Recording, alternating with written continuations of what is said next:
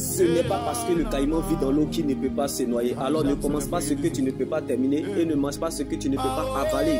Car dans la vie, il y a des gens qui sont avalables. Jésus est la finalisation de ce qu'il commence. Donc il y a des gens que Dieu ne laissera jamais seuls, quel que soit le chemin qu'ils passeront, comme ce monsieur était avec depuis sa naissance. Mais cela n'a pas empêché Jésus avec sa salive de rajouter de la boue sur les yeux de l'aveugle et lui dit, va te laver à Siloué. Le lieu où Jésus a touché l'aveugle et Siloué, il y a des kilomètres. L'aveugle, il va, il revient, il voit clair.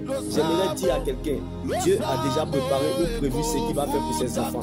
Certes, ton exaucement est important, même si elle tarde, attends avec confiance. Même si c'est long, elles arriveront sans retard.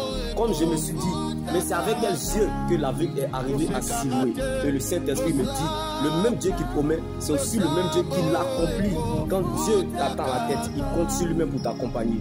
Donc si c'est à cause de toi, tu perdras la bataille. Mais à cause de Dieu, tu gagneras le combat. Car il est celui qui voit la fin avant le commencement, même si les vents sont contraires à tes yeux et que tu ne vois aucun signe avantageux jusqu'à présent.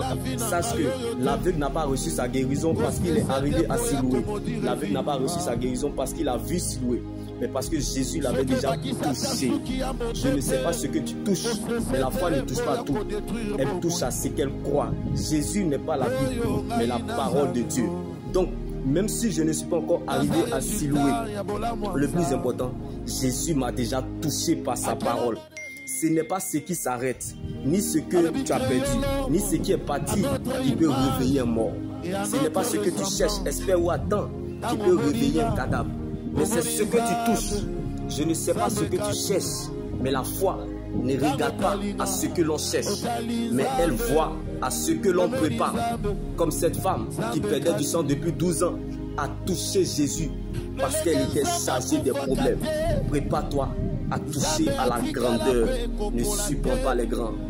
Quand bien même que mon cœur bien-aimé est agité par des mauvaises pensées, Jésus sera toujours le rocher de mon cœur.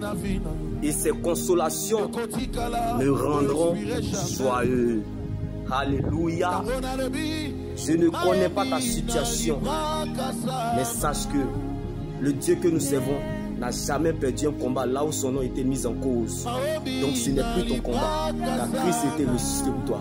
Il y a encore de l'espoir tant que Jésus vit pour toi, car lorsqu'il révèle les faits, il va jusqu'au bout de sa délivrance complète. Donc il ne peut jamais mal finir ce qu'il a bien commencé. Le même Dieu qui était là au commencement avec toi sera avec toi à la fin. Car la course ne s'arrête pas au milieu, mais plutôt à la fin. La fin d'une chose vaut mieux que son commencement.